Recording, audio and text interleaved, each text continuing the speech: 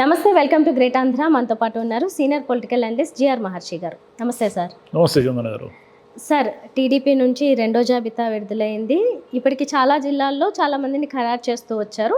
ముఖ్యంగా సీఎం సొంత జిల్లా అయిన కడపలో ఇప్పటికీ 7గురిని ఖరారు చేశారు. ఈ ఎంపిక ఎలా ఉందంటారు?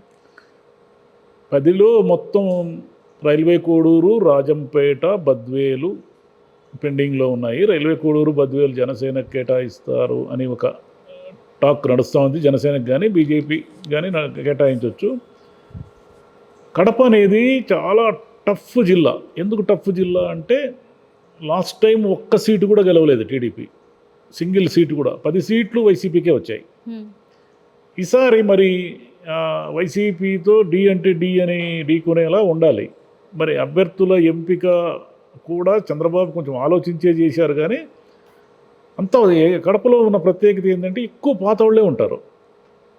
గతంలో పోటీ చేసిన వాళ్ళే ఎక్కువ ఉంటారు. ఉదాహరణకి టఫెస్ట్ నియోజకవర్గం ప్రొద్దుటూరు. ప్రొద్దుటూరులో ఈసారి గట్టిగానే ఉంటుంది. 2 సార్లు రాంప్రసాద్ రెడ్డి గారు వైసీపీ తరఫున గెలిచారు. 5 సార్లు ఎమ్మెల్యేగా గెలిచిన వరదరాజుల రెడ్డి గారిని 83 ఏళ్ల వయసులో టీడీపీ ఖరారు చేసింది. చంద్రబాబు నాయుడు గారి ఆ వ్యూహం మనకు కొంచెం ఆశ్చర్యం కలిగిస్తుంది. ఎందుకంటే అంత పెద్ద ఆయన ఏమిటంటే వీళ్ళందరికీ రాజకీయ గురువు. రాచమల్లు ప్రసాద్ రెడ్డి గారు. ఈ ప్రసాద్ రెడ్డి గారికి గురువు వరదరాజుల రెడ్డి గారు. వరదరాజుల రెడ్డి గారే ఈయనకి మున్సిపల్ వైస్ చైర్మన్గా రాజకీయాల్లో ప్రవేశం కల్పించారు. ఆయన వరదరాజుల రెడ్డి గారితో ఏదో కారణాల వల్ల విభేదించి వైసీపీ ఎప్పుడైతే ఆవిర్భావమైందో అప్పటి నుంచి వైసీపీ నాయకుడిగా ఉన్నారు. జగన్ గారు 2 సార్లు టికెట్ ఇస్తే 2 సార్లు గెలిచారు. ఆయన 2 సార్లు గెలిచారు. ఇప్పుడు 3వసారి గెలిస్తే ఆయన హ్యాట్రిక్. వరదరాజుల రెడ్డి గారు ఈసారి గెలిస్తే డబుల్ హ్యాట్రిక్, అంటే 6 సార్లు. అంతకుముందు 5 సార్లు గెలిచారు, మధ్యలో బ్రేక్ వచ్చింది, ఇది 6వసారి. కాబట్టి ఆ నియోజకవర్గంలో రాజకీయాలు అంటే ఆ నియోజకవర్గంలో టీడీపీలో కూడా విభేదాలు ఉన్నాయి. టీడీపీలో ఏమిటంటే టీడీపీ టికెట్ ఆశిస్తున్న వాళ్ళు కొంత లింగారెడ్డి గారు ఇలా ఉన్నారు. వాళ్ళు కొంత వరదరాజుల రెడ్డి గారికి ఇన్నిసార్లు తర్వాత మళ్ళీ ఆయనకి అవకాశం ఇచ్చారు కాబట్టి ఆయనకి కోఆపరేట్ చేస్తారా, లేదా టీడీపీలో అంతర్గత విభేదాలు ఏమైనా పనిచేస్తాయా అనేది ఒకటి చూడాలి. పొద్దుటూరులో ఏమిటంటే పొద్దుటూరులో అది వ్యాపార కేంద్రం. అది వ్యాపార కేంద్రము. అక్కడ వైశ్య కమ్యూనిటీ బలంగా ఉంది. వైశ్య కమ్యూనిటీ తరఫున అంటే వాళ్ళ ఓట్లు సాలిడ్గా ఈ టీడీపీ జనసేన అంటే కొంచెం బీజేపీ ప్రో ఉంటారు కాబట్టి బీజేపీ అలయన్స్కు పడే అవకాశం ఉంది.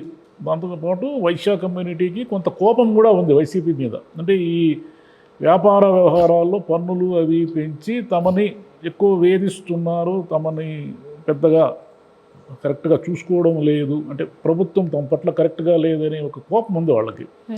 ఈ కోపము ఇవన్నీ కూడా వైసీపీకి కొంత వ్యతిరేకంగా మారే అవకాశం ఉంది. అట్ ద సేమ్ టైం ప్రొద్దుటూరులో ఉన్న ముస్లిం జనాభాకు కూడా ఏమి తక్కువేం కాదు. వీళ్ళు బీజేపీని వ్యతిరేకిస్తూ వైసీపీ వైపు సాలిడ్గా ఉండే అవకాశం కూడా ఉంది. కాబట్టి ఎలక్షన్ చూసుకున్నా కూడా గట్టిగా ఉంటుంది ఆ నియోజకవర్గం, టఫ్గా ఉంటుంది ఫైట్. ఇంకా కమలాపురం తీసుకుంటే కమలాపురంలో మళ్ళీ ఇక్కడ ఒక తమాషా ఉంది. కమలాపురంలో పుత్తా నరసింహారెడ్డి గారు 4 సార్లు ఓడిపోయారు.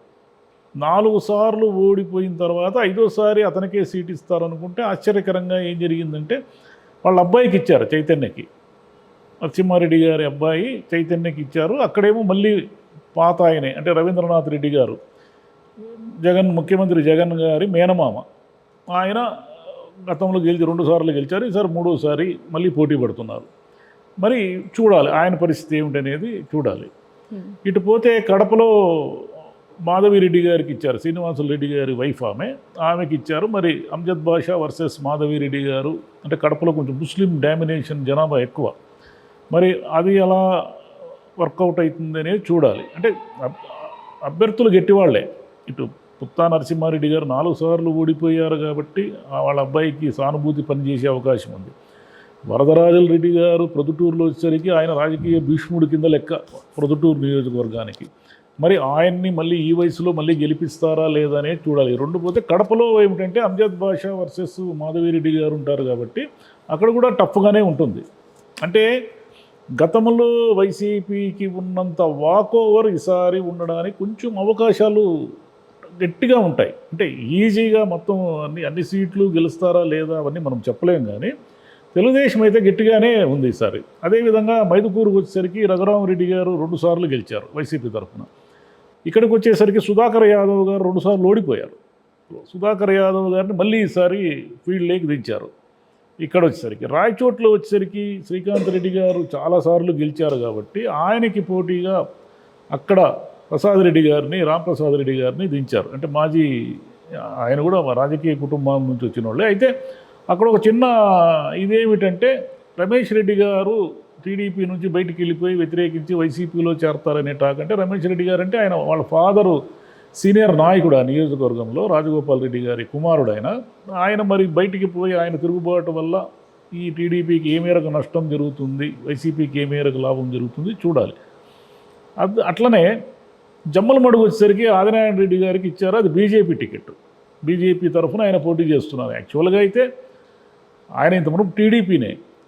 అయితే జగన్ గారి ప్రభుత్వం వచ్చిన తర్వాత ఈ వేధింపులు ఏమైనా ఉంటాయేమో అనే ఉద్దేశంతో ఆయన సేఫ్ సైడ్ బీజేపీలోకి చేరారు. బీజేపీ తరఫున ఆయన ఏం పెద్దగా పార్టీ కోసం కష్టపడింది ఏమీ లేదు.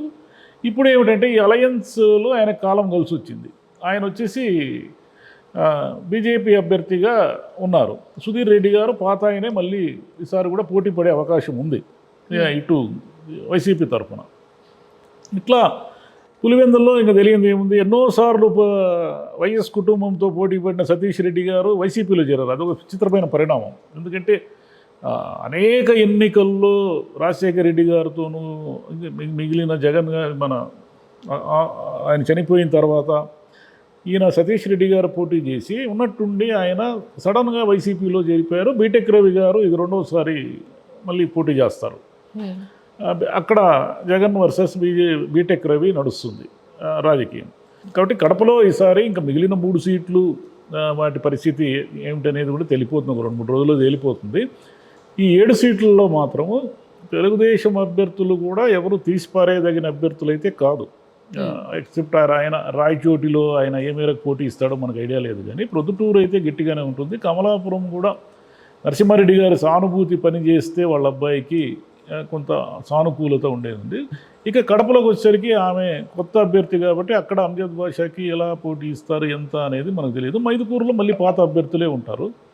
ఇలా లెక్క చేస్తే కమలాపురంలో టీడీపీ సెలక్షన్ కొంచెం గట్టిగానే ఉంది. అంటే కడప జిల్లాలో కమలాపురం మొత్తం ఈ 7 మనకి ఇప్పుడు డిక్లేర్ చేసిన 7 నియోజకవర్గాల్లో. ఓకే, ఈ పొత్తుల వల్ల అక్కడ ఏమన్నా వీళ్ళకి అడ్డంకులు ఏం లేవు? కడప జిల్లాలో జనసేనకి ఏమీ బలం లేదు. బేసిక్గా జనసేనకు కానీ బీజేపీకి కానీ ఏమీ బలం లేదు. వాళ్ళు ఏదో సీట్లు ఏదో తీసుకుంటున్నారు కానీ.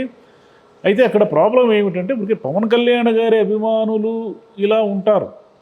వీళ్ళు ఏదో కాపు సామాజిక ఓట్లన్నీ గంపగుత్తగా పడతాయి అంటున్నారు, కానీ అట్లా పడే అవకాశం కూడా లేదు. ఎందుకంటే కడప జిల్లాలో గ్రామాల్లో విపరీతమైన వర్గపోరు రాజకీయాలు ఉంటాయి. అంటే గతంలో లాగా ఫ్యాక్షన్లు వేసి కత్తులు కటారులతో పొడుచుకోకపోవచ్చు, కానీ ఆ వర్గాలు అయితే డివైడ్ అయి ఉంటాయి గ్రామాల్లో. ఆ వర్గాలు డివైడ్ అయి ఉన్న వర్గాలు ఈ వర్గం ఇటువైపు ఉంటే ఈ వర్గం ఇంకో వైపు ఉంటుంది. కాబట్టి అక్కడ గ్రామ రాజకీయాలు ఎక్కువగా ప్రభావితం చేస్తాయి కడప జిల్లాలో.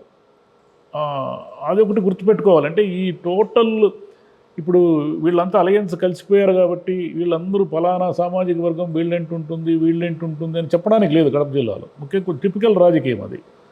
కాబట్టి ఇరువైపులా ఈసారి గట్టిగానే ఉంటుంది. కాకపోతే వైసీపీకి ఎప్పుడూ కూడా కడపలో ఒక ఎడ్జ్ ఉంటుంది కాబట్టి వైసీపీ అనుకూలమైన జిల్లా కాబట్టి గతంలో కూడా టీడీపీ చాలా తక్కువ సార్లు గెలిచిన సందర్భాలు ఉన్నాయి. పొద్దుటూరు, కమలాపురము, ఇట్లా కోడూరు, రాజంపేట అన్ని నియోజకవర్గాల్లో కూడా టీడీపీ ఏదో ఒక సందర్భంలో గెలిచింది, కానీ పదే గెలిచిన సందర్భాలు తక్కువ. ఎందుకంటే రాజశేఖర రెడ్డి గారు ఉన్నప్పుడు ఎక్కువగా కాంగ్రెస్సే వచ్చేది అప్పట్లో, కొన్ని మినహాయిస్తూ. కానీ గతంలో లాగా టోటల్గా ఊడ్చుకుపోయిన చరిత్ర ఎప్పుడు లేదు. అదొక విచిత్రం పోయినసారి. అసెంబ్లీ స్థానాలు వేరే, కానీ ఎంపీ స్థానానికి అయితే గట్టి పోటీ ఉంటుంది అంటారా? ఎంపీ స్థానాలు ఇప్పుడు కడపలో అవినాష్ రెడ్డి ఉంటాడు ఇటువైపు, మరి అటువైపు శ్రీనివాసరెడ్డి గారు ఉంటారని దాదాపు అనుకుంటున్నారు. రాజంపేటకు వచ్చేసరికి మిథున్ రెడ్డి గారు ఉంటారు. మిథున్ రెడ్డి గారికి వర్సెస్ బహుశా ఎవరిని తీసుకొస్తారో తెలియదు మనకు ఆ క్యాండిడేట్ ఎవరు అనేది. ఈ మిథున్ రెడ్డి గారు గట్టి పోటీ ఇస్తారు. అంటే మిథున్ రెడ్డిని తట్టుకోవడం కష్టం. ఎందుకు కష్టం అంటే చిత్తూరు జిల్లాలో వాళ్ళకి సాలిడ్గా ఈ డివైడ్ అయ్యి పార్లమెంటు నియోజకవర్గం డివైడ్ అయింది కదా. ఈ డివైడ్ అయినప్పుడు ఏమిటంటే కడపలో ఉన్నటువంటి రైల్వే కోడూరు, రాజంపేట, ఈ రాయచోటి ఇవి కాకుండా వాళ్ళకి అటు చిత్తూరు జిల్లాలో పుంగనూరు, తంబల్లపల్లి, మదనపల్లి, పీలేరు ఇవన్నీ వచ్చి కలుస్తాయి కదా. అది ఒక సమస్య ఉంది అక్కడ. కాబట్టి వాళ్ళు బలం అంతా అక్కడ చూపించుకోవడం వల్ల ఇక్కడ ఒకవేళ కాస్త అటు ఇటు అయినా కూడా ఈజీగా గెలిచిపోతారు ఆయన మిథున్ రెడ్డి గారు.